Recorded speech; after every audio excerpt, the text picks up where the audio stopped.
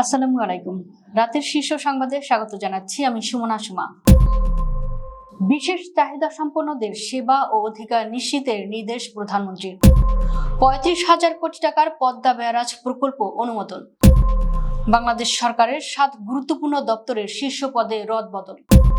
লেবাননে Israeli drone হামলায় সাতক্ষীরার আরো এক যুবক নিহত। প্রিয় সার্জিস, তোরা নিশ্চিহ্ন হয়ে যাবি, নীলা ইসরাফিল। শামীম ওসমান সহ 12 জনের বিচার শুরু। 27তম বিসিএসে উত্তীর্ণ আরো 96 জনকে নিয়োগে প্রজ্ঞাপন। দুর্নীতির মামলায় সাবেক আইজিপি বেনজিরের বিরুদ্ধে সাক্ষ্য গ্রহণ শুরু। 4 বিভাগে অতি ভারী বৃষ্টির আভাস। ইরানের প্রায় 90% ভূগর্ভস্থ ক্ষেপণাস্ত্র সচল, মার্কিন গোয়েন্দা প্রতিবেদন। চীনে পৌঁছেছেন ডোনাল্ড ট্রাম্প, পেলেন লাল গালিচা সংবর্ধনা। শুনছিলেন শিরোনাম, এবার বিস্তারিত। প্রতিবন্ধী ও বিশেষ চাহিদা সম্পন্ন ব্যক্তিদের অধিকার সুরক্ষা এবং সেবার মান উন্নয়নে একাধিক গুরুত্বপূর্ণ নির্দেশনা দিয়েছেন প্রধানমন্ত্রী তারেক রহমান। একই সঙ্গে বিশেষ শিশুদের স্বাস্থ্যসেবা ও পুনর্বাসন নিশ্চিত করতে শিশু স্বর্গ নামে একটি নতুন প্রকল্প চালুর সিদ্ধান্ত নিয়েছেন সরকার। বুধবার 13 মে বিকেলে সচিবালয়ে মন্ত্রিপরিষদ বিভাগে অনুষ্ঠিত এক সভায় এ সিদ্ধান্ত গৃহীত হয়। প্রাথমিকভাবে দেশের 10টি জেলার 10টি উপজেলায় পাইলট ভিত্তিতে এই প্রকল্প বাস্তবায়ন করা হবে। সভায় প্রধানমন্ত্রী বলেন, বিশেষ চাহিদা সম্পন্ন ব্যক্তিদের মর্যাদা ও সক্ষমতাকে যথাযথভাবে মূল্যায়ন করতে হবে। তাদের সমাজ ও রাষ্ট্রের সব কার্যক্রমে অংশগ্রহণ নিশ্চিত করতে বাস্তবমুখী উদ্যোগ নেওয়ার উপর জোর দেন তিনি। অন্তর্ভুক্তিমূলক সমাজ গঠনে শিক্ষা, চিকিৎসা ও পুনর্বাসন সহ প্রয়োজনীয় সব সুযোগ সুবিধা নিশ্চিত করতে সংশ্লিষ্ট মন্ত্রণালয়গুলোকে নির্দেশ দেন প্রধানমন্ত্রী। জাতীয় অর্থনৈতিক পরিষদের নির্বাহী কমিটি একনেক প্রায় ৩৬,৬৯৫ কোটি ৭২ লাখ টাকা ব্যয়ে 9টি উন্নয়ন প্রকল্প অনুমোদন দিয়েছে। এর মধ্যে সরকারি নিজস্ব অর্থায়ন ৩৬,৪৯০ কোটি ৯৩ লাখ টাকা এবং সংস্থার নিজস্ব অর্থায়ন ২০৪ কোটি ৭৯ লাখ টাকা। বুধবার 13 মে বাংলাদেশ সচিবালয়ের মন্ত্রিসভা কক্ষে অনুষ্ঠিত একনেক সভায় এসব প্রকল্পের অনুমোদন দেওয়া হয়। সভায় সভাপতিত্ব করেন প্রধানমন্ত্রী একনেক চেয়ারপারসন তারেক রহমান। সভায় অর্থ ও পরিকল্পনা মন্ত্রী আমির খসরু মাহমুদ চৌধুরী, স্থানীয় সরকার পল্লী উন্নয়ন মন্ত্রী মির্জা ফখরুল ইসলাম আলমগীর, সড়ক পরিবহন ও সেতু মন্ত্রী শেখ রবিউল আলম সহ সংশ্লিষ্ট মন্ত্রণালয়ের মন্ত্রী ও ঊর্ধ্বতন কর্মকর্তারা উপস্থিত ছিলেন। অনুমোদিত প্রকল্পগুলোর মধ্যে সবচেয়ে বড় হলো পদ্মা ব্যারাজ প্রথম পর্যায় প্রকল্প। প্রায় ৩৪,৪৯৭ কোটি ২৫ লাখ টাকা ব্যয়ে রাজবাড়ীর পাংশা এলাকায় ২.১ কিলোমিটার দীর্ঘ পদ্মা ব্যারাজ নির্মাণ করা হবে। প্রকল্পটির মেয়াদ ধরা হয়েছে ২০২৬ সালের জুলাই থেকে ২০৩৩ সালের জুন পর্যন্ত। একনেকে অনুমোদিত 9টি প্রকল্পের মধ্যে নতুন প্রকল্প রয়েছে 3টি, সংশোধিত প্রকল্প 5টি এবং মেয়াদ বৃদ্ধি পেয়েছে একটি প্রকল্পের। প্রশাসনিক কার্যক্রমে গতি আনা এবং জনস্বার্থে সরকারের 7টি গুরুত্বপূর্ণ দপ্তরের শীর্ষ পর্যায়ে রদবদল আনা হয়েছে। জনপ্রশাসন মন্ত্রণালয় ও সংশ্লিষ্ট বিভাগ থেকে জারি করা রদবদল হওয়া কর্মকর্তাদের মধ্যে মোহাম্মদ হেলাল উদ্দিনকে প্রেষণে প্রধানমন্ত্রীর কার্যালয়ে মহাপরিচালক হিসেবে নিয়োগ দেওয়া হয়েছে।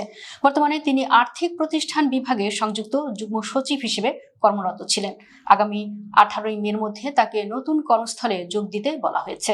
হাসান আকাশকে হযরত শাহজালাল আন্তর্জাতিক বিমানবন্দরে উপপরিচালক পদে প্রেষণে নিয়োগ দেওয়া হয়েছে। শামীম আহমেদকে স্বাস্থ্য অর্থনীতি ইউনিটের উপপরিচালক হিসেবে বদলি করা হয়েছে।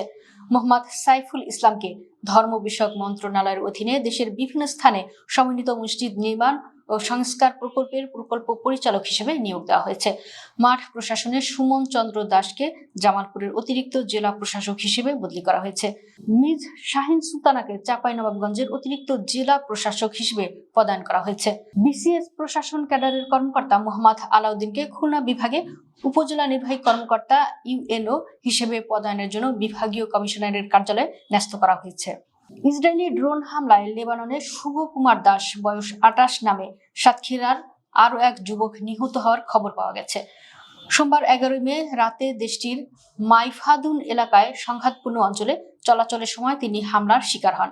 নিহত শুভ দাস সাতক্ষীরার কলারোয়া পৌর এলাকার শ্রী প্রতিপুর গ্রামের সুরঞ্জন দাসের ছেলে। মঙ্গলবার রাতে নিহতের পরিবারের পক্ষ থেকে মৃত্যুর বিষয়টি নিশ্চিত করা হয়েছে। নিহতের বাবা জানান, শুভ প্রায় 3 বছর ধরে লেবাননে ছিলেন। সেখানে তিনি একটি বাড়ি ও বাগান দেখাশোনার কাজ করতেন।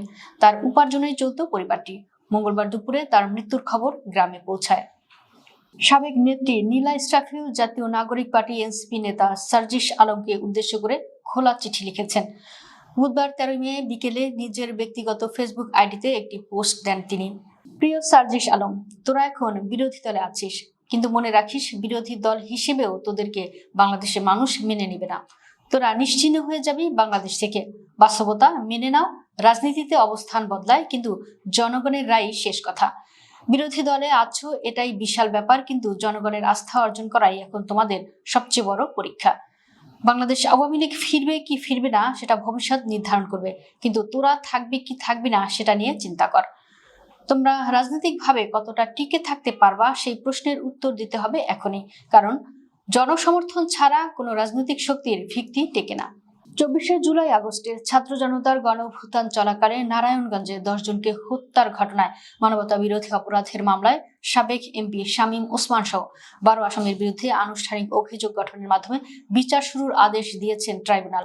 একই সঙ্গে সূচনা বক্তব্য সহ সাক্ষ্য গ্রহণের জন্য আগামী 10 জুন দিন ধার্য করা হয়েছে। বুধবার 13 মে আন্তর্জাতিক অপরাধ ট্রাইব্যুনাল 1-এর চেয়ারম্যান বিচারপতি মোহাম্মদ গোলাম মর্তুজা মজুমদারের নেতৃত্বাধীন 3 সদস্যের বিচারিক প্যানেল এ আদেশ দেন।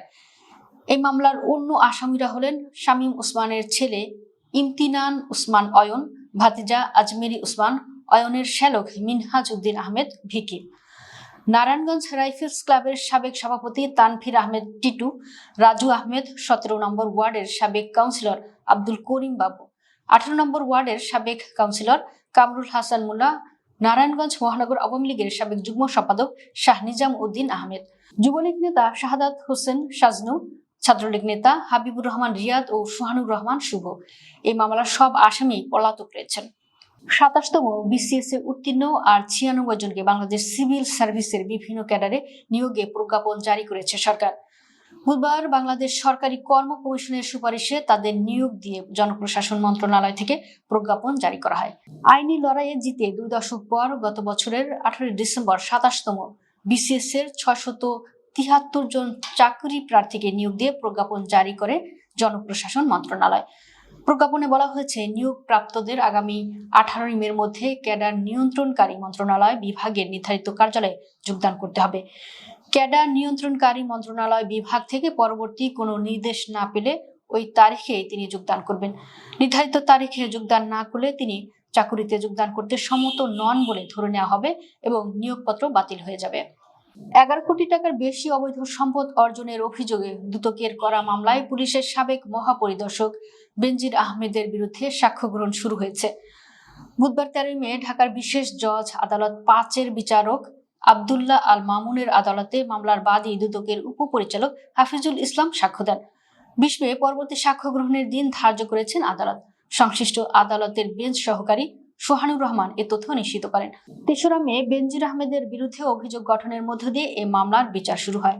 গত 8 মার্চ মামলার অভিযোগপত্র আমলে নিয়ে বেনজির আহমেদের বিরুদ্ধে গ্রেপ্তারি পরোয়ানা জারি করেন আদালত। দুদকের উপপরিচালক হাফিজুল ইসলাম বাদী হয়ে 2024 সালের 15 ডিসেম্বর বেনজিরের বিরুদ্ধে এই মামলা করেন। তদন্ত শেষে গত বছরের 30 নভেম্বর তার বিরুদ্ধে জ্ঞাত আয় বহির্ভূত সম্পদ অর্জন, সম্পদের তথ্য গোপন এবং মানি লন্ডারিং এর অভিযোগে অভিযোগপত্র দেন হাফিজুল ইসলাম। সারা দেশে আবহাওয়া পরিস্থিতির বড় পরিবর্তনের আভাস দিয়েছে আবহাওয়া অধিদপ্তর। সংস্থাটি জানিয়েছে, দক্ষিণ পশ্চিম বঙ্গোপসাগর ও তৎসংলগ্ন এলাকায় অবস্থানরত লঘুচাপটি বর্তমানে ঘনীভূত হওয়ার প্রক্রিয়ায় রয়েছে। এর প্রভাবে দেশের উত্তরাঞ্চল ও সিলেট বিভাগে টানা 5 দিন ভারী থেকে অতি ভারী বৃষ্টি হতে পারে। অন্যদিকে ঢাকা ও চট্টগ্রাম সহ অন্যান্য বিভাগে মাঝারি বৃষ্টিপাতের সম্ভাবনা থাকলেও তাপমাত্রা কিছুটা বৃদ্ধি পাওয়ার ইঙ্গিত দিয়েছে। এছাড়া আগামী 5 দিন পরও বৃষ্টিপাতের প্রবণতা অব্যাহত থাকতে পারে বলে জানিয়েছে সংস্থাটি। বুধবার 13 মে বাংলাদেশ আবহাওয়া অধিদপ্তরের আবহাওয়াবিদ হাফিজুর রহমানের দেওয়া পূর্বাভাসে এ তথ্য জানানো হয়।